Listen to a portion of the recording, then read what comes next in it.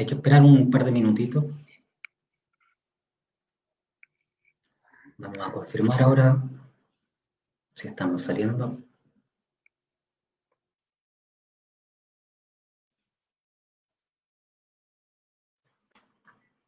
Y vamos a dar un par de segundos también para que se vaya sumando la gente. Yo no veo a nadie, ¿verdad? Esta es la pantalla que yo veo. Exacto. Sí, estamos justamente al aire. Bien. Demos un breve tiempo más para que se vaya integrando la gente. ¿Ya estamos en YouTube? Sí, estamos al aire.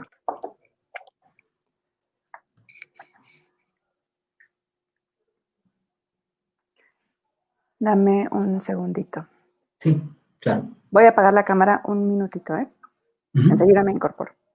Bueno.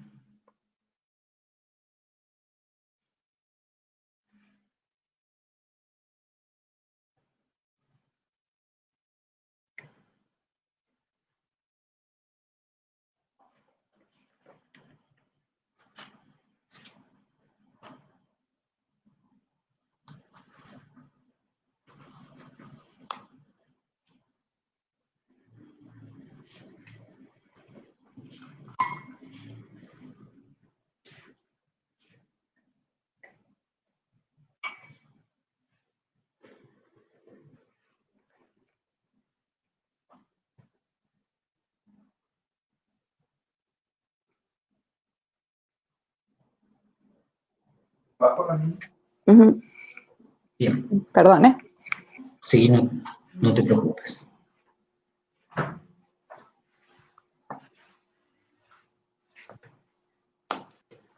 Bien. Muy buenas tardes. Les envío mi más cordial saludo desde Latinoamérica, debo decir, a quienes nos ven en vivo o en diferido más tarde y desde cualquier rincón virtual. A nombre de la Sociedad de Estudios Hegelianos, les doy también la más amable bienvenida a la 26ª ya y última de la 5ª serie de charlas virtuales. No la removí. Para nosotros es un motivo de alegría y para mí también es un honor poder presentar a la doctora Zaida Olvera. Zaida, de nuevo muchas gracias por aceptar participar en esta instancia. A pesar Gracias a ustedes. Con gusto. A pesar de la finalización del semestre, ¿no? Que hay tantas cosas siempre. Bueno, la doctora Olvera tiene un currículum amplísimo. Resumo entonces aquí algunos de los hitos más relevantes de su carrera. La doctora Olvera es profesora, investigadora del Centro Interdisciplinario de Investigación en Humanidades de la Universidad Autónoma del Estado de Morelos. Ella es también doctora en filosofía por la UNAM, es especialista en el área, la tradición de la filosofía clásica alemana, y actualmente, bueno, su trabajo tiene varias facetas, ¿no? Pero su trabajo, una de esas facetas es justamente la relación o el problema de la relación entre naturaleza y cultura, y cómo ella expresa las metáforas biológicas en la filosofía política, ¿no? Tiene una cantidad amplia también, numerosos trabajos publicados. Aquí también menciono una selección. Zaida Olvera es traductora del libro Mística en la filosofía alemana y japonesa. Así encontré yo el título, ¿no? Tú me lo habías mandado de otra forma. Escrito por la profesora Miriam Sonia Handke. Entre los varios artículos escritos en también varias lenguas, destaco aquí un par de títulos. Violencia, por ejemplo, Violencia, Poder y Pobreza en Hegel, Organismo e Historia, elementos para la comprensión de la naturalización de la historia en Nietzsche, políticas de la sustancia, políticas del concepto, poder, violencia y fuerza en Hegel. También hay un artículo muy interesante, el esquema naturalista de la experiencia. Es el título, Visiones de la naturaleza como lo otro, en el cine de Werner Herzog. Bien, como ven, la doctora Olvera ha estado activamente dedicada a la escritura, a la traducción y a la actividad docente. Me parece que esta breve semblanza que acabo de dar puede servir para hacernos una imagen de que hoy tenemos que vernoslas con una especialista en las cosas de la filosofía clásica alemana. Zaida, quedamos entonces agradecidos y expectantes de su presentación, cuyo título reza Hegel, como vieron en el afiche, entre metafísica y biología. Usted tiene entonces la palabra. Mil gracias, Pedro. Mil gracias a todos los miembros de la Sociedad de Estudios Hegelianos en Chile por esto que están haciendo, que es monumental. Llevan un trabajo muy largo, un trabajo súper interesante. Y bueno, va a quedar ahí para todos los que se interesen en la filosofía de Hegel en América Latina, ¿no? En primer lugar, es una entrada muy importante para quienes apenas estén empezando. Ahí tienen ya un archivo bastante importante, ¿no? Y eso es extraordinario. Yo estoy muy, muy contenta de que se haya dado y de participar, ¿no? Me da mucho gusto poder participar. Voy a comenzar con una aclaración en relación a mi título. La palabra biología que utilizo aquí debe ser tomada no en su sentido contemporáneo. No me ocupo en este texto de la biología contemporánea.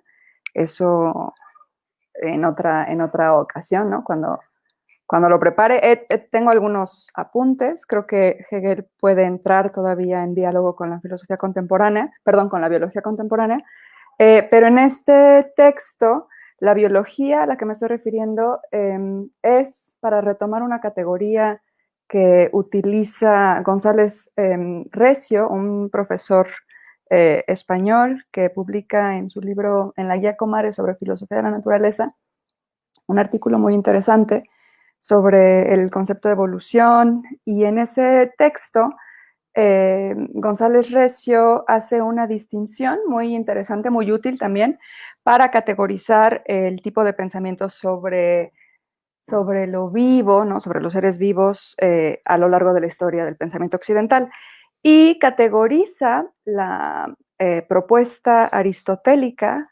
Como ustedes saben, Aristóteles, la mayor parte de los textos que escribió Aristóteles van sobre biología, sobre animales, etc. Utilizo biología, evidentemente, de manera sin hacer, bueno, permitiéndome utilizar una palabra, digamos, novedosa del siglo XIX para hablar del pensamiento sobre lo vivo a lo largo de la historia del pensamiento occidental. Y González Recio, precisamente, utiliza la categoría de biología de la forma para referirse al tipo de pensamiento biológico que encontramos en Aristóteles. El tipo de pensamiento biológico que encontramos en Aristóteles es, a mi entender, y bueno, hay bastantes pruebas que sustentan lo que pienso, retomado por la incipiente disciplina biológica en Alemania en el siglo XIX. Y Hegel encontramos a Hegel, ¿no? En este momento de gestación de la disciplina biológica como la conocemos hoy en día. Bueno, habiendo hecho esta aclaración, voy a dar lectura al texto que he preparado para esta sesión y espero que estimule el pensamiento y nuestra discusión que viene a continuación. Este trabajo, doy inicio. Este trabajo se sitúa en la discusión sobre el tipo de metafísica que es posible atribuirle a Hegel a partir de lo que Beatrice Longuenesse designa acertadamente como el cambio de la perspectiva del hombre a la perspectiva de Dios. Es pertinente atender a la especificidad de los conceptos utilizados. Es necesario saber que en este caso, Dios no alude a una entidad suprasensible allende el mundo. Dios, como lo deja claro Schelling desde muy pronto, en esta famosa carta que le dirige a Hegel, es el Dios filosófico o la propia sustancia espinosista, ¿no? El Dios al que se van a referir estos filósofos alrededor de esta época es este Dios espinosista. Decir que Hegel abandona la perspectiva finita kantiana y adopta la perspectiva divina significa decir que Hegel extrajo las consecuencias radicales de la postura trascendental, pero que las llevó hacia el ámbito de la metafísica espinosista. La discusión de las décadas pasadas sobre si Hegel es metafísico o no ha girado precisamente en torno a este debate, ha girado precisamente en torno a este debate entre quienes sostienen que Hegel es más kantiano que espinosista o viceversa. Pero como ya dijo James Kraines, a quien le agradezco por este libro inmenso, pero también inmensamente interesante, sin duda es mucho de ambos, ¿no? Es decir, tanto espinosista como kantiano. Hay que tener en cuenta que cuando se utiliza la palabra metafísica para describir la filosofía hegeliana, la palabra metafísica suele ser esgrimida como una acusación, como un reproche. Con ella parece indicarse que Hegel suscribe una postura precrítica sobre Dios como causa del universo, como diría Taylor, y como resume Kraines también de manera muy precisa, como una mente poderosa que tiene la capacidad de crear el mundo. Un problema que me parece grave es que se sospeche de la intervención de una especie de causalidad eficiente en el mundo, lo cual convertiría a la realidad en un mero efecto del absoluto. Un absoluto que no es sino la mera ejecución de un plan que ya existía desde siempre. Considero que esta lectura debe ser objetada sin que ello implique el abandono del concepto de metafísica. Hegel, en efecto, elabora un sistema a partir del cual se entiende la realidad. Por ello, el uso de la palabra metafísica es válido. No lo es, en cambio, el significado peyorativo que se le atribuye. Para aprender la especificidad de la metafísica hegeliana, mi propuesta es afirmar que ésta debe comprenderse a partir de categorías biológicas. Debe, así, comprenderse en términos de generación. La palabra generación es aquí un concepto clave, y no en términos de causalidad. La diferencia entre causa y generación no parece ser inmediatamente evidente. Sin embargo, se trata de conceptos distintos que implican dos posturas con respecto al modo de funcionamiento y estructura de la realidad que son opuestos, me parecen opuestos. El problema con la interpretación causalista no es simplemente la distinción que establece, sino que esta distinción es asimétrica y vertical, distinción entre la causa y el efecto. Mientras que la causalidad implica una escisión entre la causa y el efecto, lo cual instaura una grieta, un muro que divide para siempre dos cosas de naturaleza distinta, el concepto de generación apunta a una perpetuación infinita del ser, gracias a lo cual se manifiesta el aspecto inmanentista de las consideraciones en torno a la realidad efectiva que es racional.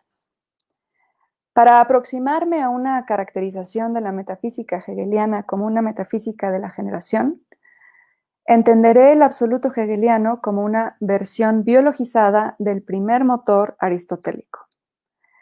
Por esa razón, mostraré que el absoluto hegeliano es un Dios con características propias tanto del Dios aristotélico de la metafísica como de aquello que el mismo Aristóteles llama en el texto sobre la generación de los animales el ser eterno de la especie. La relación entre la sustancia viviente de Hegel y el Dios aristotélico permite acercarnos a la manera en la que debemos comprender el tipo de relación que existe entre la sustancia y la realidad. En la comprensión de esta relación, que quizá debía haber puesto entre comillas, se juega la definición adecuada de la metafísica hegeliana. Con frecuencia se ha resaltado el valor filosófico del famoso dictum hegeliano: la sustancia se debe aprender a sí mismo en tanto que sujeto. En esta afirmación se cifra la postura hegeliana del absoluto. Sin embargo, ¿qué significa para Hegel esta subjetividad de la sustancia? El concepto de subjetividad en Hegel está, por supuesto, mediado por la revolucionaria teoría del sujeto trascendental de Kant, el cual este sujeto trascendental es calificado por Kant mismo como Actus, Handlung o Tätigkeit. Sin embargo, la subjetividad en Hegel no puede ser aprendida en su particularidad ponderando solo los rasgos del sujeto trascendental.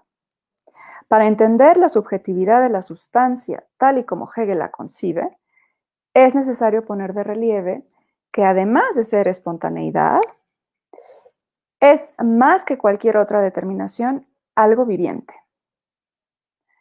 Por esta razón, es importante completar el famoso dictum de la sustancia, agregando que debe ser aprendida como sujeto viviente. Por eso, el propio Hegel afirma: la sustancia viviente es el ser que es en verdad sujeto. O, lo que tanto vale, que es en verdad efectivamente real, pero solo en cuanto es el movimiento de ponerse a sí misma, o la mediación de su devenir otro consigo misma. Fin de la cita, de la fenomenología. Esta vida de la sustancia o del sujeto espiritual motiva la heroica frase que seguramente conocen, en donde se afirma que la sustancia viviente es aquella que no se amedrenta frente a la muerte.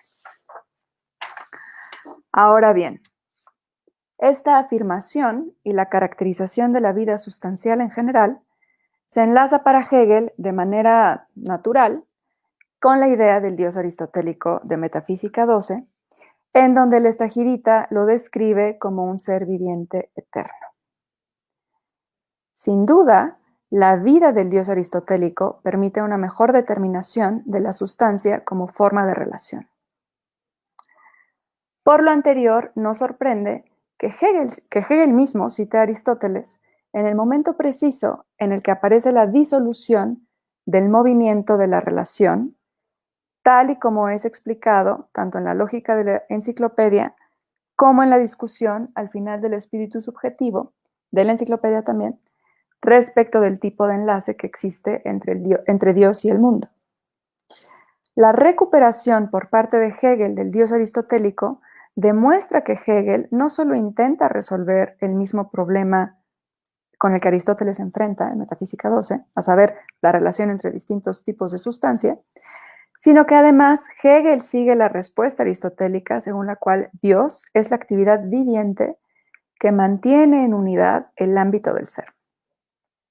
Por ello, cita este importante pasaje en donde Aristóteles dice, cito, pues la actividad del intelecto es la vida, pero el intelecto es actividad y la actividad que es en sí misma es la vida mejor y eterna del intelecto.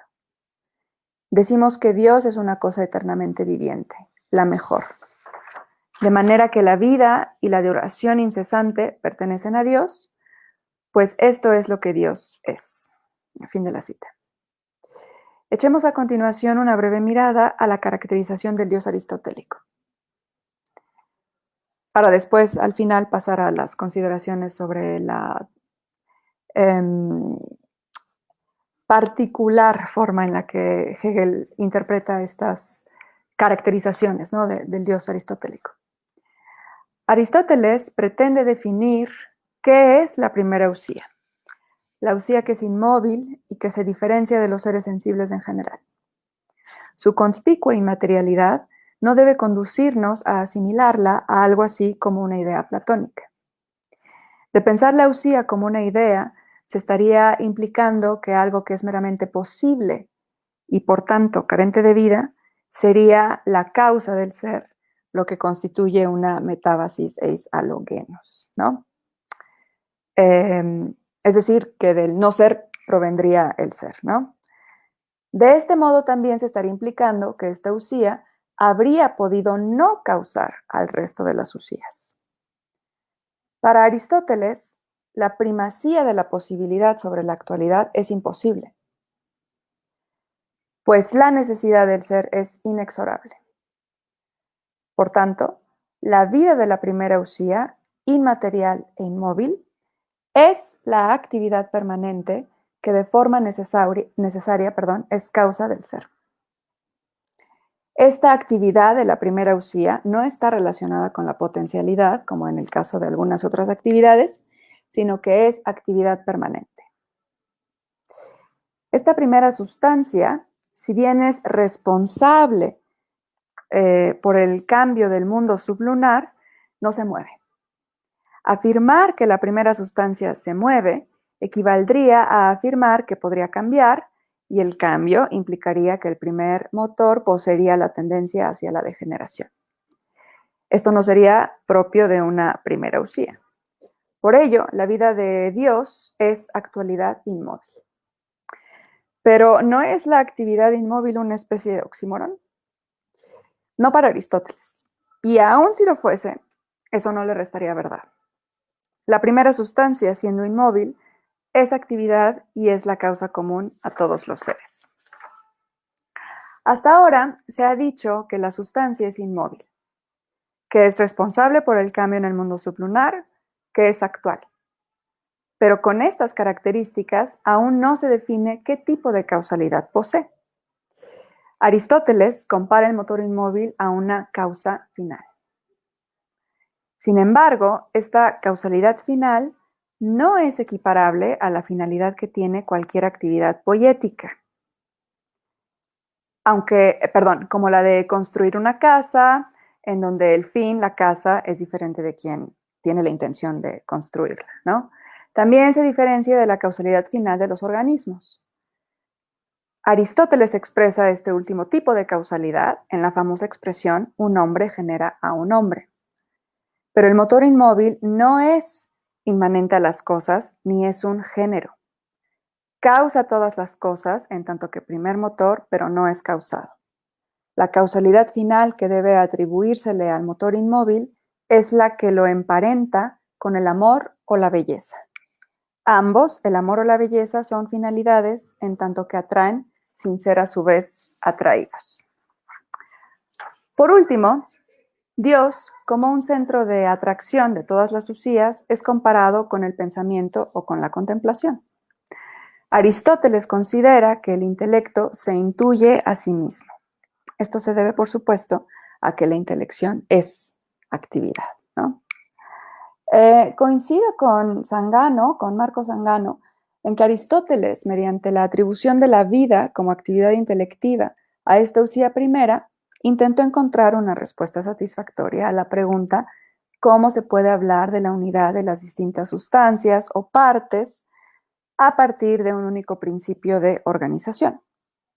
O cuál es el elemento que produce la unidad o conexión de las partes que lo componen. La respuesta, ya lo vimos, es el motor inmóvil con las características que acabamos de enunciar. En la medida en que es una fuerza de atracción, este hace que el universo pueda concebirse como un todo conectado y no como una sucesión de capas diferenciadas. Ahora bien, esta interpretación clásica del Dios aristotélico no es objetada por Hegel. El Dios aristotélico satisface las propias expectativas filosóficas de Hegel. El Dios aristotélico es el mejor tipo de relación entre lo singular y lo universal. Pongo el concepto de relación entre comillas, porque como saben hay varios tipos de relación, ¿no? en la ciencia de la lógica, y no todos equivalen al mejor tipo de vínculo que puede establecerse entre lo singular y lo universal. Sin embargo, a pesar de lo adecuado que le parece a Hegel la filosofía aristotélica, Hegel realiza una operación interpretativa que se vuelve problemática. Ello es así, sostengo, porque Hegel interpreta el Dios de Aristóteles en clave biológica. Y hago, por supuesto, la aclaración en clave de la propia biología aristotélica. Ajá. Es por esta lectura en clave biológica que la idea de causalidad final que Aristóteles parece atribuirle a la primera sustancia queda desactivada. Pero el problema de descartar esta causalidad final es un problema menor comparado con el problema interpretativo mayor que reside en el hecho de que Hegel parece atribuirle movimiento de autogeneración a esta divinidad aristotélica. Veamos más de cerca en dónde reside el punto de inflexión de la interpretación hegeliana. Segundo momento de mi exposición. El Dios aristotélico, según es entendido por Hegel, es equivalente al propio concepto de idea. Esta idea, según Hegel, debe ser concebida, cito a Hegel, en la pequeña lógica, como actualidad en el enfático sentido que se le ha atribuido hasta aquí. Fin de la cita, en el parágrafo 143. El enfático sentido que Hegel le atribuye a la actualidad de la idea, en tanto que verdadera naturaleza de la realidad efectiva, es el sentido de la energía. Esto parece indicar que Hegel entiende el concepto de Dios en Aristóteles como un tipo de actividad que implica movimiento. Se ha creído incluso que Hegel entiende la vida divina de Dios, del Dios aristotélico, como un movimiento que se causa a sí mismo, en lugar de considerarlo como esta causa final, como el amor y la belleza, ¿no? De acuerdo con Schelling y otros, entender el concepto de energía como una especie de causalidad de sí implicaría que el Dios aristotélico sería el resultado de algo que lo ha movido, importando poco que eso que lo hubiese movido fuese él mismo. Pues el Dios aristotélico es el primer motor akíneton, es decir, inmóvil, y por lo tanto no puede seguirse de un movimiento. La energía divina no puede ser asociada a ningún tipo de movimiento y mucho menos a un movimiento que implicase que el primer motor ha sido movido. Pero ¿realmente podríamos asumir que Hegel le atribuye a la energía aristotélica el significado de la causalidad de sí, la causa sui? ¿No es precisamente esta característica de la sustancia espinosista lo que impide que ésta sea aquella subjetividad a la que Hegel pide que se la eleve en el pensamiento? La sustancia espinosista y la causalidad de sí es una relación que implica unilateralidad. Por eso digo que no todos los tipos de relación son equivalentes, ¿no? Esta relación que instaura la causalidad de sí implica, según Hegel, unilateralidad y, por tanto, la autosubsistencia de los elementos en relación. En el caso de la causalidad de sí, de la causa sui, se trata, además, de una tautología improductiva, pues el efecto está contenido en la causa y la causa en el efecto. Esta improductividad de la sustancia espinosista es denunciada por Hegel en términos de la ausencia de movimiento teleológico, ¿no? La denuncia que hace Hegel es que a esta sustancia con necesidad ciega, ¿no? Le hace falta un movimiento teleológico. Así como la actividad de la vida divina no puede ser pensada como causa sui, ni por Aristóteles ni por Hegel, tampoco debe ser pensada como kínesis. El problema con la comprensión cinética del concepto de energía residiría en que el movimiento cinético implica un permanente kineton, es decir, algo que esté permanentemente moviendo, como explica Stephen Mann, con lo cual la usía aristotélica no cumpliría con la condición primordial de la metafísica hegeliana, que es un pensar sin presuposiciones, pues estaría presuponiendo algo que mueve a lo que a su vez mueve. Stephen Mann, de hecho, ha observado que, contrariamente a lo que ocurre con el movimiento en tanto que quínesis, lo que Aristóteles llama metabolé no precisa de un metabolón que persista. Sostengo que el concepto de energía, según es entendido por Hegel, debe ser entendido en estos términos, ¿no? De metabolé, es decir, desarrollo. Entonces, ¿cómo poder explicar el carácter autoproductivo de la realidad efectiva sin caer en el problema de la causalidad deficiente o en el problema de la causa sui? Si Dios no es para Hegel una causa, pero sí un ser viviente, ¿cómo debemos entender esta vida? ¿Qué tipo de vida es la vida divina que no le teme a la muerte? Creo que para responder a estas preguntas es necesario concentrarse en el problema del principio, ¿no? Del Anfang. Es decir, en el momento en el que Hegel desecha cualquier presuposición de causa eficiente que diera inicio a la vida de la sustancia. El principio. Para Hegel, contrariamente a lo que Aristóteles afirma en Metafísica Lambda, el origen del movimiento no es un objeto de deseo, externo a la facultad de desear. El origen del movimiento del pensamiento reside en la capacidad del movimiento mismo a empezar, tal y como Hegel lo afirma al principio de la ciencia de la lógica. Esto es algo que llama el propio Hegel comienzo comenzante, ¿no? Anfangende Anfang.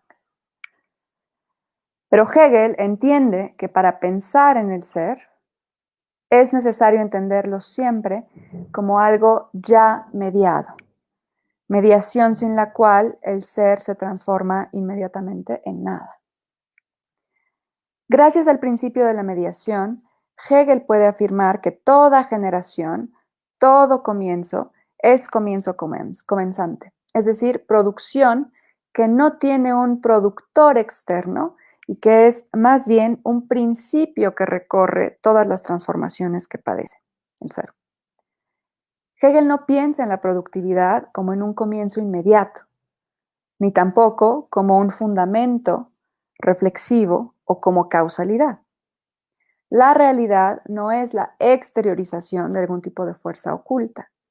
La realidad, en cuanto a actividad efectiva, significa una permanente producción de sí. Este es el sentido en el que el movimiento del pensamiento unifica la existencia y la esencia en una superficie, ¿no? Esta superficie ya no tiene ni fundamento ni profundidad. La idea aristotélica, o Dios, es actualidad precisamente en el sentido de que es una interioridad completamente volcada hacia afuera. Esta era una cita del propio Hegel en la Pequeña Lógica, en el mismo parágrafo, el 143. Con lo cual, la última de las distinciones de la relación esencial desaparece. Pero aquí surge un problema, a saber, antes de que algo pueda desarrollarse, esto debe primero llegar a ser, es decir, haber sido generado. A diferencia de lo viviente sublunar, el Dios aristotélico no es, para Aristóteles, no es generado, pero es aquí en donde reside el gran punto de inflexión y en donde la postura de Hegel se separa de la de Aristóteles, vinculando su descripción de la idea a un concepto que también es aristotélico, pero que aparece en un contexto completamente distinto. Para Hegel, la idea posee algo a lo que Aristóteles, en otro contexto, denomina alma nutritiva. Esta alma nutritiva implica tal y como Aristóteles lo explica en La generación de los animales, la capacidad de generar un ser idéntico al ser que se crea. Mediante el concepto de alma nutritiva, nos acercamos a lo que Hegel pudo haber entendido por el Dios aristotélico, a saber, un principio generador. Y esta alusión a los textos biológicos aristotélicos es, a mi entender, la clave de la metafísica hegeliana. Voy a iniciar la tercera y última parte. Ya. Para Aristóteles, los seres sublunares están sujetos al proceso de degeneración. Los individuos mueren y siguen de manera natural la tendencia hacia lo peor. Pero Aristóteles también afirma, el hombre genera al hombre, esta afirmación a la que ya habíamos hecho alusión. Con lo cual, hace referencia a aquello que permite que la generación de los individuos se perpetúe y sea, como Aristóteles piensa, eterna. Aquello a lo que hace alusión mediante esta expresión que explica la generación de la multiplicidad no es otra cosa que la especie. Los individuos generan lo diferente al generar un individuo distinto a los individuos que lo han generado, ¿no? Entre padres e hijos hay una identidad, pero también hay una diferencia, ¿no? El hijo no es exactamente lo mismo que los padres. Sin embargo, la generación también implica que al generar, el individuo genera lo idéntico, como decía hace un momento, al nivel de la especie. Otra manera de decir lo anterior es afirmar que la especie se genera en los individuos. En un difícil pasaje del segundo libro sobre la generación de los animales, Aristóteles dice, y cito, este tipo de ser no posee la capacidad de ser eterno. Es imposible para él ser infinito numéricamente, ya que el ser de las cosas solo puede encontrarse en lo particular. Y si realmente fuera así, entonces sería eterno. Pero puede ser así específicamente. Puede ser eterno en especie. Es así como las especies subsisten perpetuamente. Fin de la cita. Es cierto que en Metafísica 12, Aristóteles afirma que la unidad es el principio regulador de la multiplicidad. Es, como sostiene recurriendo a la famosa metáfora castrense, lo uno lo que gobierna sobre su ejército. Sin embargo, en términos de Hegel, términos que serían los de la generación de los animales, del libro de Aristóteles, el principio organizador no es una ley externa operando como un fundamento. El principio unificador debe ser encontrado como parte constitutiva de lo múltiple. En cierto sentido, esto representa una suerte de traición a la comprensión aristotélica de Dios, pero al mismo tiempo no lo es, pues como hemos visto, también Aristóteles considera que Dios es un ser viviente. Es zoé y en tanto que tal posee capacidad de generación.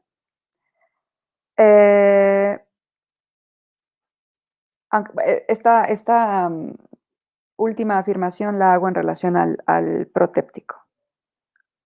A partir de la generación de los animales, vemos que la unidad o totalidad o universalidad de este ser divino que es la especie no representa una causa eficiente, sino una causa formal final. Decir que Dios es una especie que se produce a sí mismo en cuanto que al mismo tiempo produce la realidad, significaría sostener que Hegel piensa en Dios como si fuese un objeto natural.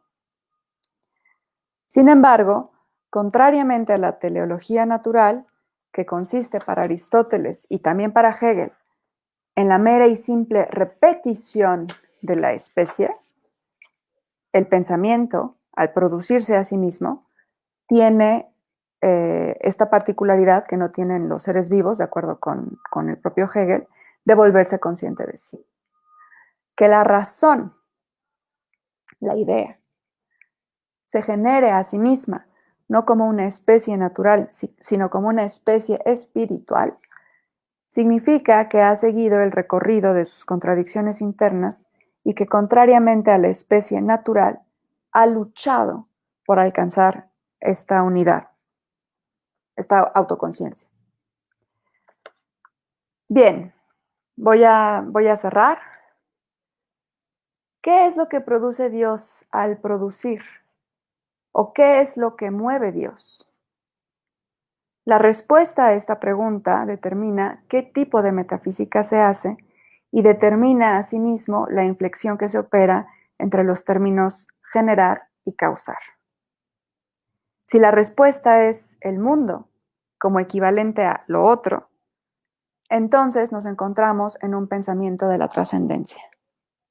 Si se contesta lo idéntico, estamos en un pensamiento más cercano a la inmanencia de la sustancia espinosista.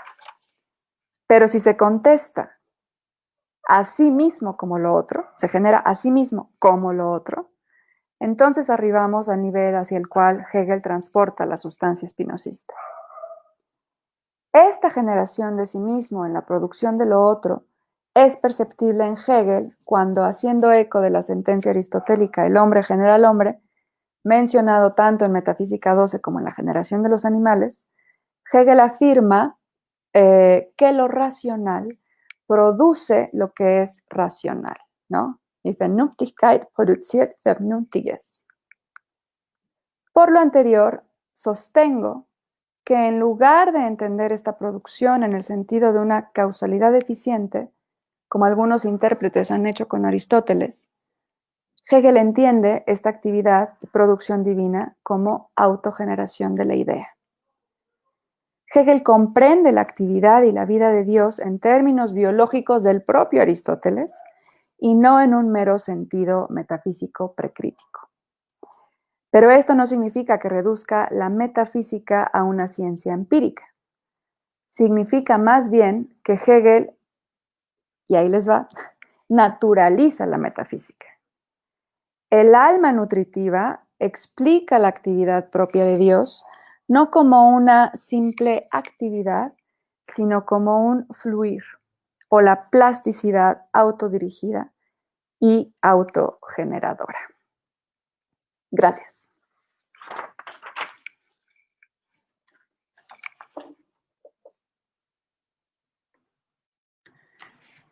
Bien, muchas gracias por tu bella presentación, Zaida. Tu texto muy claro, tu tesis además muy sugerente. Hay muchas sentencias y definiciones. Te agradezco también mucho la forma de presentar tan amable. Hay, bueno, muchas cosas que podrían ser comentadas. Has inscrito tu texto al interior de la tradición filosófica y eso abre muchas aristas, ¿no? Es posible pensar tu texto desde distintas posiciones y también en distintos momentos, y eso da que pensar, permite copensar. Si hubiera aquí un botón para poner el aplauso virtual, ya lo habría puesto. Pero bueno, déjame comentar mientras se animan a poner sus preguntas y comentarios. Como te digo, poner un par de cosas sobre, o subrayar algunas cosas que tú has dicho, que permitirían, ojalá, establecer un diálogo breve contigo. Nombraste algunas tesis, ¿no?, que me gustaría poner otra vez de relieve. Por ejemplo, la idea de la substancia como sujeto viviente, ¿no? ¿Desde dónde entrar ahí? A mí me causó, y te lo decía antes, ¿no? Cuando leí tu texto, y me causó una sorpresa el hecho de que tú redireccionabas la idea de la biología, el concepto de biología, hacia los textos biológicos aristotélicos, ¿no? Esa fue una bonita sorpresa. Y lo que llamaste en un momento como lo que se podría llamar Aristóteles y la biología de la forma, ¿no? Es un gran tema también amplio, muy amplio. Y quizás Aristóteles serviría aquí como para vincular también a otros dos, ¿no? A otros dos del canon, tanto Kant como Spinoza, ¿no? Quizás sería el punto de unión para poder entender esto que tú llamas el dictum, ¿no? De la sustancia como sujeto, ¿no? es decir, una subjetivación de la sustancia, pero también al revés, es decir, una sustancialización del sujeto. Ahí hay varias cosas que se vienen a la cabeza, ¿no? Como esta figura de la causalidad, a la generación, ¿no? Es como lo que te permite pensar a ti esta primacía de lo biológico, se podría decir, entendido lo biológico como esta vida autogenerada, un principio autogenerativo, y eso te permite a ti también, como dices tú, biologizar el motor inmóvil, ¿no? Ahí en eso quizás, corrígeme tú si voy bien direccionado en mi comprensión, pero hay como una especie de metafísica, tú dices como una metafísica de la generación. Y eso invita a pensar, tu trabajo invita a pensar los rendimientos, o si te decía antes, ¿no? Como los rendimientos y por qué no también los límites de lo biológico en la filosofía de Hegel, ¿no? Esto es otro aspecto, ¿no?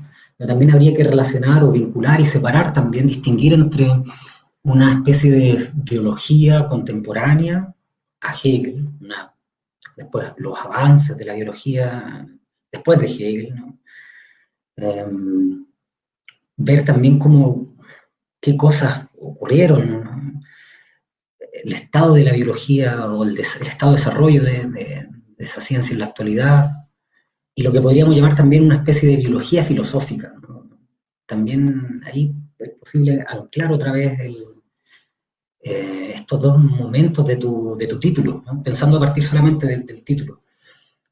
Quizás, pero solo quizás, este aspecto también permita potenciar una explicación acerca del problema de lo que se podría llamar una especie de generación metafísica en Hegel, ¿no? No quisiera aquí hacer como una contracharla, pero estoy simplemente buscando lugares, tratando de insinuar algunos aspectos de tu texto que permitan abrir la discusión. Claro, vuelvo con el punto, ¿no? Esta idea o la relación entre sustancia y sujeto, desde Aristóteles, ¿no?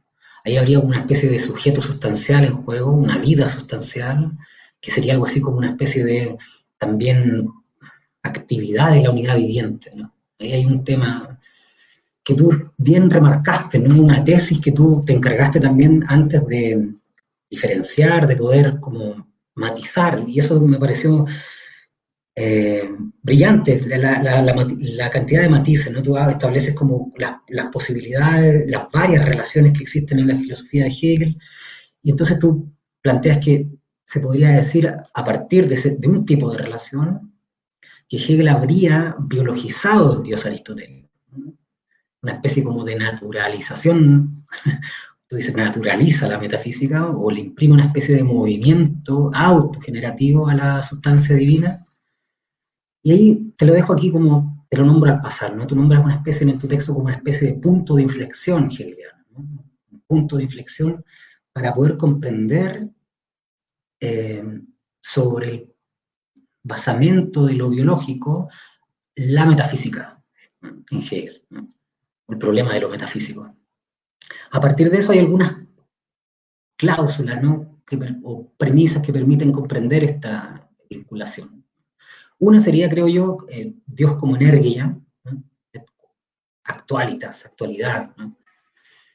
Es decir, no como causa final, tú estableces ahí una distinción, tampoco como causa de sí, y eso también es muy bueno, porque, o sea, como lo logro comprender, porque permite más bien algo así como vivificar la sustancia, ¿no? Como una especie de energía, ¿no? Como una actualización de la energía, o como dices tú, mejor dicho, como metabolés, ¿no? Como desarrollo, como despliegue, ¿no? Hay algo así, si me permito leer tu texto, una especie como de expresión autogenerativa en el juego. Y tú llamas eso de una forma bastante bella, te cito aquí, es como una especie de plasticidad autodirigida o fluidez autogeneradora. Y aquí hay altas cosas que se pueden como encontrar, ¿no? En tu texto, porque tú traes esta relación al problema de la metafísica, es decir, a lo que en la ciencia de la lógica se denomina el pensar sin presupuesto, ¿no? Pensar sin presupuesto, y ese es un enorme tema también que permite como muchas direcciones, Y aquí hay varias cosas también en cuestión, ¿no? Lo primero que yo podría como mencionar simplemente es como algo así como lo que tú llamas el carácter autoproductivo de la realidad efectiva. Ahí se podría establecer otra vinculación, ¿no? Esta idea como de Dios como ser viviente, tú hablas de vida activa, ¿no? Hay un juego también con otras filosofías. Y ahí me he preguntado también, al leer, al escucharte, si acaso Hegel podría ser pensado bajo tus premisas como una especie de pensador de lo vivo, no sé si de la vida se podría llamar a eso, eh, porque claro, esto anuncia otro tema, ¿no? Que llego ahí, pero te lo dejo aquí como simplemente pronunciado, que es la relación con otros pensadores de lo natural, ¿no? Y el límite o la distinción que se puede establecer con otros pensadores, filósofas de la naturaleza, para no ir más lejos, el mismo Schelling, ¿no? Ahí hay algo que se podría también establecer, te lo dejo simplemente como un simple esbozo de problema o de formulación. Pero claro, volviendo al tema de lo lógico, ahí está el problema del inicio, ¿no? Que tú llamas como el comienzo, comenzante, o el inicio, iniciante, ¿no? Que inicia. Y esta, como tú llamas, capacidad del movimiento, ¿no? Es la capacidad de movimiento del movimiento mismo, o la capacidad del movimiento de poder empezar, ¿no? De poder empezar. Entonces, claro, está esta idea como de una producción inmanente de sí, y ahí estaría en juego también la idea de Dios como actualidad, ¿no? Pero hay otro punto que tú como que llevas más allá el argumento, ¿no? Y habría que, para poder entender esta conexión, tú recurres al concepto de alma nutritiva como principio generador, ¿no? Y eso es lo que permite quizás establecer la relación entre lo metafísico y lo biológico, si entiendo, ¿no? Si entiendo bien, porque aquí me permito citarte, tú hablas como de esta alusión a los textos biológicos aristotélicos, permite como poner la clave de la metafísica hegeliana, ¿no? Y quizás dentro de estos textos aristotélicos la idea de alma viviente sería como un fundamento, digamos así, que permite como dar sentido a esta relación, ¿no? Ahí habría un tema que es el principio unificador, ¿no? Que debe ser encontrado como, tú dices, parte constitutiva de lo múltiple, y no como algo que está antes de lo fundamentado. Y aquí yo te dejo otra vez como simplemente alusión a algo que quizás podríamos pensar contigo. Tú ya hiciste la aclaración, pero te lo dejo otra vez, quizás hay más puntos en la mesa, ¿no? Esta idea de naturalizar a Dios, ¿no? La naturalización de Dios, que supondría algo así como un acercamiento de Hegel a otra filosofía moderna. Pero que a diferencia de esta... Bueno, yo creo que aquí se cierra con la idea de otras filosofías de la naturaleza, ¿no?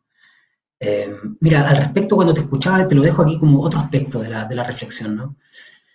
Uno puede dejar de pensar en algo así como, si llevamos esto a la ciencia de la lógica, ¿no? Si la doctrina del ser sería algo así como una especie de genealogía del ser, ¿no? Una doctrina de la generación del ser. Uno podría pensar bajo esas cláusulas, tomando tu inspiración, que la doctrina de la esencia podría ser pensada algo así como una, ya no genealogía, sino necrología del ser, como una especie de hundimiento del ser en la esencia, como dice él. Y aquí hay otro tema que es muy, muy llamativo, ¿no? Que es la relación entre la vida y la muerte. Tú pensaste esto también en tu texto, que es como esta vida que no le teme a la muerte. Y ahí vendría un tercer aspecto de la cuestión, que es la doctrina del concepto, ¿no? Que sería ¿qué sería eso? Como una doctrina de la totalidad bio-necrológica, si me permite como el arranque aquí, porque no lo tengo definido, o una especie como necrología genealógica, no sé. Pero bueno, cierro acá, tu texto propone un tránsito que es muy, muy potente, a mí me parece muy, muy sugerente otra vez, que esta idea de eso que va, de la explicación que va desde la causa final formal a una especie, es decir, causa final formal de lo que tú llamas especie natural, que es lo que hablábamos antes, a una especie de desarrollo autogenerativo de la especie espiritual, no de la especie natural. Y eso abre otro tema, que es como la relación entre lo natural y la naturaleza y el espíritu. ¿Cómo piensas tú eso? Quizás ahí habría como una especie de límite de la naturaleza, o de la base biológica, digamos así, del concepto biológico de la metafísica en Hegel. Porque claro, como uno podría pensar esta naturalización de la metafísica, y habría que preguntar entonces cuáles serían estos límites de la naturaleza, ¿no? Para poder comprender, por ejemplo, la idea de espíritu. Bueno, hay un tema, esto podría dar para mucho, para largo, pero quisiera más que todo como dejarlo hasta acá, porque podríamos hablar más a partir de lo que tú dices, y también he visto que hay un par de comentarios ya andando, entonces, bueno, cuando tú quieras, eh, tienes la palabra.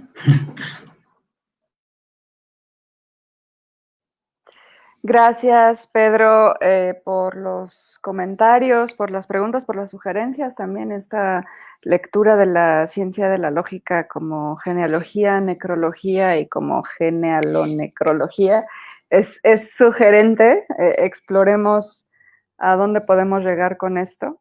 Quiero empezar haciendo un par de precisiones que tienen que ver con todo lo que has dicho y que, bueno, están, digamos, guardadas en reserva, no pude exponerlo aquí.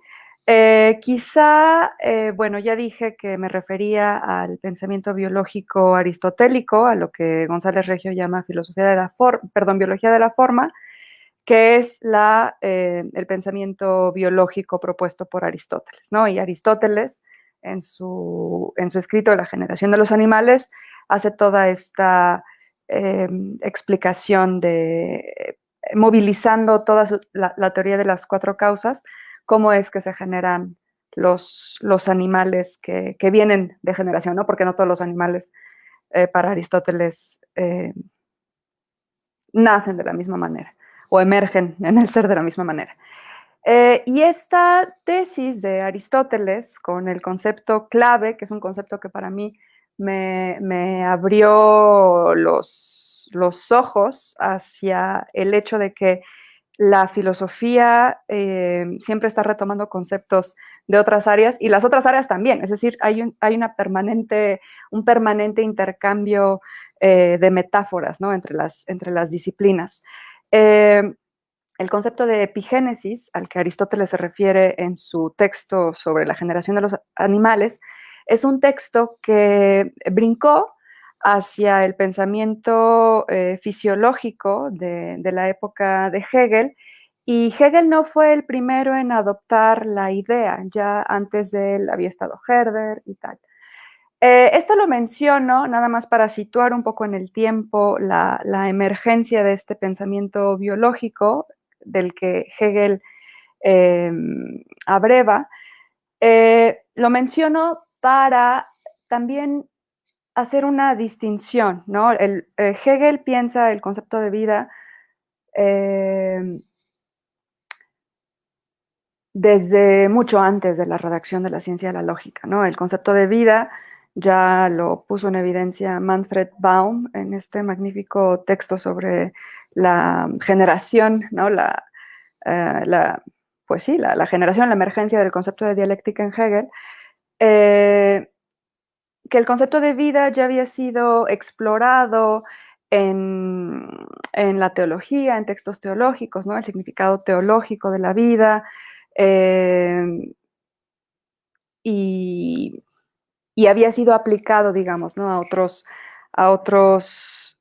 conceptos para ir armando su propia postura filosófica. En el momento en el que Hegel se refiere a la sustancia, que es a la sustancia como sujeto, que es en la fenomenología del espíritu, Hegel parece todavía estar muy cercano a estas investigaciones en torno al concepto de vida, que sitúan ese concepto en sus escritos teológicos, ¿no? Y no es casual que en el propio prólogo a la fenomenología del espíritu, Hegel suelte también varias afirmaciones con muy cargados tintes teológicos. Entonces podría parecer ahí una especie de inadecuación entender el concepto de sustancia viviente como la sustancia, como lo que significa viviente en el sentido en el que yo lo estoy utilizando, pero creo que esta es otra manera de, digamos, prolongar esta gran idea que Hegel tuvo y que expuso en el prólogo a la fenomenología del espíritu, hacia sus reflexiones en la ciencia de la lógica y mostrar, por un lado, una discontinuidad en el pensamiento sobre la vida, en el propio Hegel, y una continuidad en el problema que lo habita, ¿no? En el problema filosófico que parece habitarlo desde el principio, o uno de sus problemas clásicos, que es cómo entender lo universal, ¿no? Cómo entender a esta dimensión unificadora que Hegel caracteriza como lo universal o como el espíritu, ¿no? El concepto de absoluto, a pesar de que yo lo utilicé por aquí en algunos momentos, pues ha sido, como sabemos, progresivamente dejado un poco atrás, ¿no? Bueno, eso como un comentario preliminar, lo cual me lleva a tocar otro de los puntos que mencionaste, la reflexión en torno a la vida o a la vivificación del concepto, de la idea, como yo lo estaba manejando, es un efecto, si quieres, no solo de su aproximación a los textos biológicos de Aristóteles, aproximación, por cierto, que es muy opaca, no es muy claro eh, hasta qué punto Hegel conocía esos textos. Alfredo Ferrarín, hace alguna alusión y nos deja entender que sí que conocía el texto, pero no va más allá. Entonces no podría afirmar categóricamente que Hegel retome ese concepto del propio Aristóteles, pero bueno, habiendo dado los antecedentes que acabo de dar, podríamos afirmar que es una idea que está en el aire, ¿no? Que está siendo movilizada tanto en la nueva fisiología de su época, como en la propia filosofía, y en concreto en la filosofía de la historia de Herder, ¿no? Entonces, ya los tiene por ahí en el horizonte, y esta apropiación, digamos, tardía, si quieres, en la filosofía hegeliana, da muestra más bien de que lo que le interesa a Hegel es, insisto, como has dicho tú, vivificar, y no tanto, como yo he puesto en los términos que he utilizado, naturalizar, ¿no? Habría que hacer ahí una distinción, pero quiero seguir justificando la palabra naturalizar, precisando quizás simplemente que con este concepto no pretendo, como te decía hace un momento, inscribir la filosofía hegeliana en un pensamiento o en una actitud filosófica mucho más cercana al empirismo, ¿no? Con este concepto de naturalización de la metafísica o biologización, para mí los estoy utilizando como sinónimos, por esta naturalización entiendo justamente esto que estás apuntando y que me parece que has visto claramente, la voluntad por parte de Hegel de ofrecer una opción teórica para pensar en la relación más perfecta que cabría imaginar entre el uno y el todo, ¿no? Lo múltiple. Creo que ese es un problema metafísico clásico que Hegel aborda permanentemente, y en la doctrina de la esencia eso se nota muy claro, ¿no? El progresivo abandono de la problemática del todo y las partes tiene que ver con esta voluntad, y el salto hacia la sustancia espinosista tiene que ver con esta voluntad de subsumir, ¿no? de superar, en sentido hegeliano, las escisiones o las divisiones que suelen observarse dentro del concepto de unidad, ¿no? Y bueno, para terminar de redondear este comentario, o sea, habiendo dicho que no es que Hegel desde el principio se haya leído toda la obra biológica de Aristóteles y haya tenido la intención de transportar de manera un poco artificial su concepto de alma nutritiva al concepto de idea, creo que lo que sucede en Hegel es que está buscando una estructura lógica, ¿no? De eso va su ciencia de la lógica.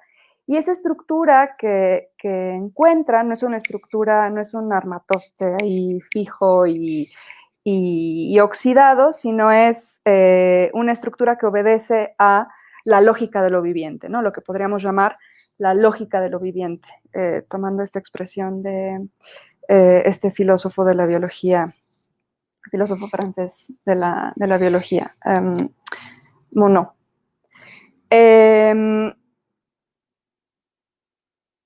Sin embargo, y aquí voy a otro punto y me callo enseguida para dar lugar a las preguntas, nada más quería empezar a acercarme a este otro tema que tocaste. Esta lógica de lo viviente corresponde todavía a la lógica de lo viviente comprendido a partir del paradigma de la biología de la forma, ¿no? Es decir, a partir del paradigma de la vida como un movimiento teleológico. En concreto, del organismo, ¿no? Como un movimiento teleológico. Evidentemente, y este es un punto que me parece muy importante que hayas tocado, evidentemente hay un límite en la interpretación biologizante de la filosofía de Hegel, ¿no?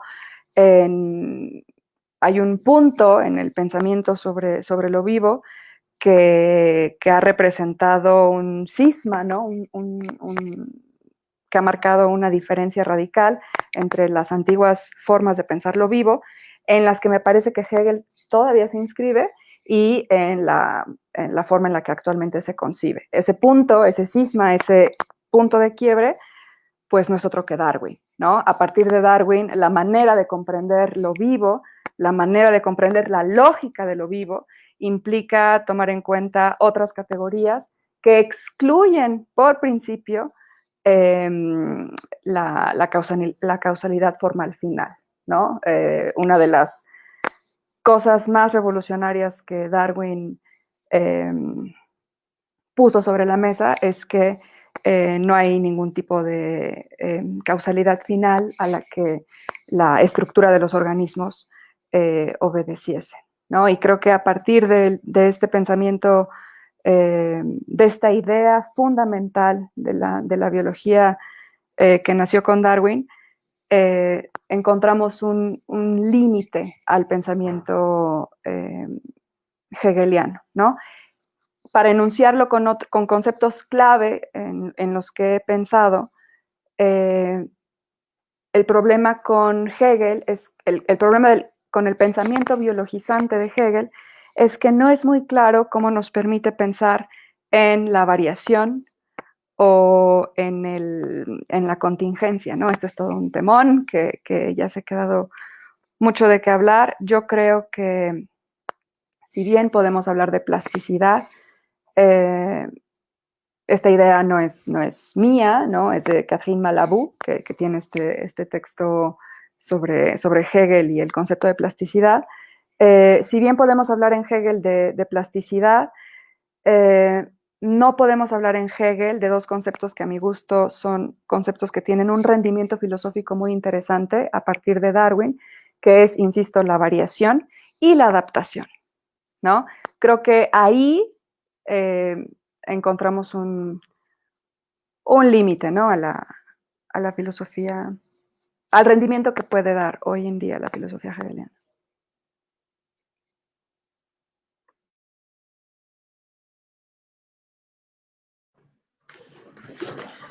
Bien, Said, muchas gracias otra vez esta vez por detenerte a recoger algunos de mis esfuerzos para poder entablar un diálogo con tu trabajo, y por haberte detenido también con paciencia a exponer algunas de esas cosas que siempre quedan como por el lado o al margen del texto, ¿no? Que no aparecen en lo que uno expone. Si te parece bien, voy a dar lectura a un par de preguntas que están en la caja de comentarios. Así abrimos esta mesa virtual. Hay una pregunta de Daniel Six, y él dice, te la leo con lentitud, ¿no? Él dice, ¿cuál sería el lugar del ser humano en el marco de esta naturalización de la metafísica? Es decir, hay dos. Siguiente pregunta, ¿se podría pensar, dice él mismo, ¿no?, al hombre como un ente preeminente en el que la idea se piensa a sí misma? Y te manda saludos también.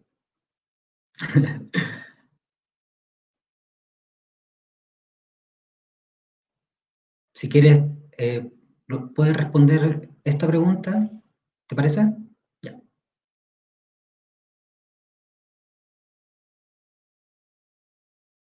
Sí, estoy en el micrófono apagado. Gracias por la pregunta. Es una pregunta en la que yo he intentado, a la que me he acercado, intentando responderla.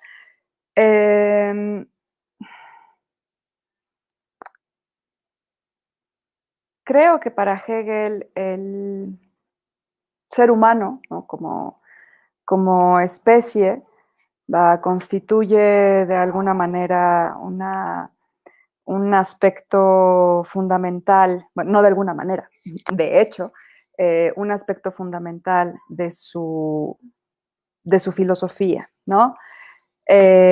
No solamente de la metafísica, sino de un montón de partes del sistema.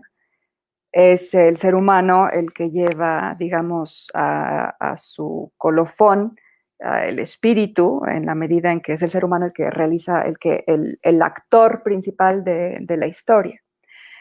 Pero también hay un momento en el que Hegel parece decir o hacernos suponer que todavía hay algo más, ¿no? Y ese es el espíritu absoluto. Y quizá aquí Hegel y Spinoza vuelven a acercarse, ¿no?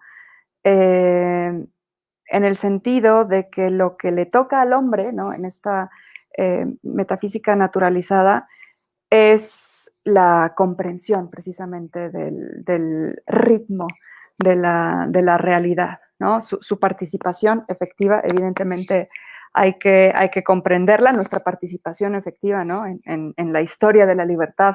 Hay que caer en la cuenta de que somos los actores, ¿no?, de esta historia de la libertad, pero en relación al espíritu absoluto hay que, creo, y aquí se me ocurre, insisto, acercar nuevamente a Hegel con Spinoza, cabría decir que otra de las tareas del ser humano, ya más enfocadas a la comprensión de la metafísica pura y dura, pues es comprender el ritmo de la realidad, ¿no? Creo que esta es una tarea de la filosofía, de las y los filósofos. Es lo que se me ocurre por el momento contestar.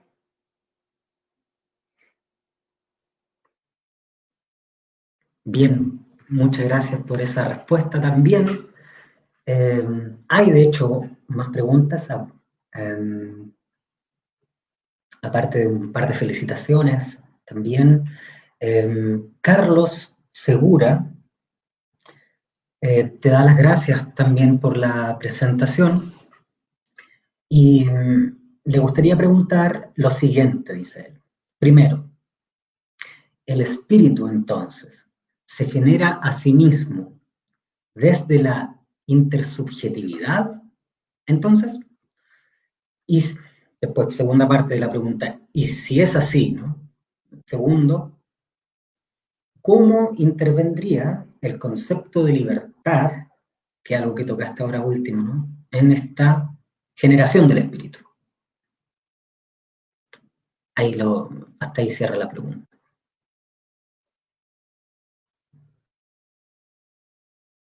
Gracias. El concepto de libertad es otro de los conceptos clave de la filosofía hegeliana, pero para retomar nuevamente a Aristóteles, ¿no? Como haciendo una especie de símil y también haciendo aquí referencia a una expresión que utiliza un querido amigo mío, el profesor Tomás Pollán. La libertad se dice de muchas maneras, ¿no? Así como el ser se dice de muchas maneras, de acuerdo con Aristóteles, el concepto de libertad en el propio Hegel también se dice de muchas maneras, ¿no? No es lo mismo hablar de la libertad en el derecho abstracto, en la filosofía del derecho, que de la libertad en la filosofía de la historia, o de la libertad en el pasaje clave, absolutamente clave, de la doctrina de la esencia, la doctrina del concepto, ¿no? Es la misma palabra, estamos refiriéndonos a la misma palabra, pero el sentido que tiene cada una de ellas tiene modulaciones distintas, por así decir, ¿no? No es que sean radicalmente opuestos, pero el acento está colocado en determinaciones del concepto que no siempre son equivalentes, ¿no? En relación a esto que me preguntas, bueno, voy a empezar quizá por la primera pregunta, ¿el espíritu se genera a sí mismo desde la intersubjetividad?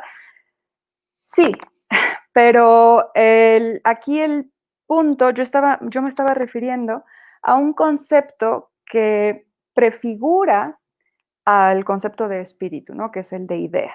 El concepto de idea está situado en un nivel, ¿no? de su sistema que podría ser considerado como la sombra, para recurrir a la misma metáfora que Hegel utiliza, ¿no? La sombra de la fenomenología del espíritu. Evidentemente, en la filosofía del espíritu, en la fenomenología del espíritu, el punto es, al momento de hablar del espíritu, abordar la cuestión de la intersubjetividad, ¿no? Y explicar al espíritu como el momento en el que las conciencias caemos en la cuenta de que vivimos y estamos compartiendo el espacio de la vida, ¿no? Que también aparece ahí ese concepto tan misterioso en la fenomenología del espíritu.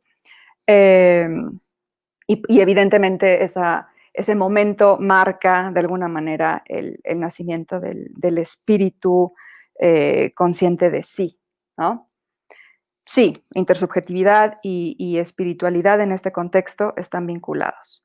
Pero en relación a lo que yo decía, esta cuestión llega después, por así decir, forma parte, claro, pero llega después de este otro momento de la idea, ¿no? En donde en su autoproductividad le va su libertad, por así decir, ¿no? Y es ahí donde yo colocaría, situaría el concepto de libertad dentro de la discusión más acotada de la metafísica hegeliana.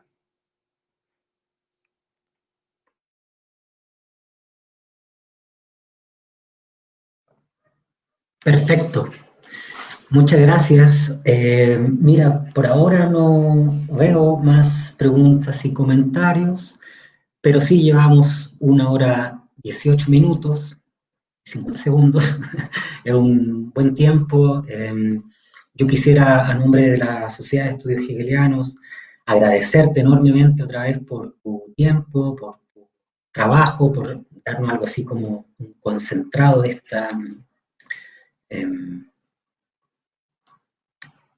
este principio vivificador que has puesto sobre la mesa. Gracias por contribuir también a esta serie de charlas. Bueno, nos veremos en algún otro momento, en alguna otra instancia. No sé si quieres agregar algo al final. No, bueno, les agradezco mucho nuevamente la invitación, les agradezco mucho a las personas que realizaron las preguntas. Te agradezco mucho, Pedro, por los comentarios, por haber estado aquí con un ojo al gato y otro al garabato en la gestión de las preguntas y los comentarios. Y efectivamente espero que esto se repita en vivo, en otras circunstancias más propicias. Gracias. Sabes, Zaida, por razones tecnológicas, hay de hecho un par de comentarios más. No sé si te parece que tengamos un pequeño momento más o como tú quieras. Sí, bueno, no sé si hay un límite de tiempo. Por mí podemos continuar. Ya, perfecto. Bueno, solo un poquito más porque acabo de recordar que tengo una clase. Una clase. Bueno, entonces, bueno, yo creo que sería prudente dejarlo hasta acá con Sí, esta última ok, clase. sí, porque si no, no. Te podrían escribir aquí. En caso de cualquier cosa, te pueden escribir, que Claro, claro, claro. podemos continuar el diálogo después. Lamento no haber visto estos comentarios últimos, llegaron tarde a mi caja de mensajes, pero bueno, ya No pasa quedó una nada. muestra de tu trabajo y me parece que un cierre, como dicen acá, redondito. Bien, yo no quisiera despedirme sin dejar antes un pequeño aviso, que muy pronto vamos a dar otra vez inicio, o daremos inicio a la sexta serie de charlas virtuales, y bueno, ahí contaremos con las exposiciones de Félix Duque, de Berta Pérez, de Sebastián Stein, de Luciana Cadaya. En fin, es una alegría que esta instancia pueda seguir desarrollándose, así como el alma nutritiva de Aristóteles. No se olviden también de estar pendientes a nuestro aviso, los avisos por nuestras redes. Y nos despedimos entonces por ahora, y será, como dicen los relatores, hasta la próxima oportunidad. Muchas gracias por mirar, escuchar y copensar. Será hasta la próxima. Yo me despido. Adiós.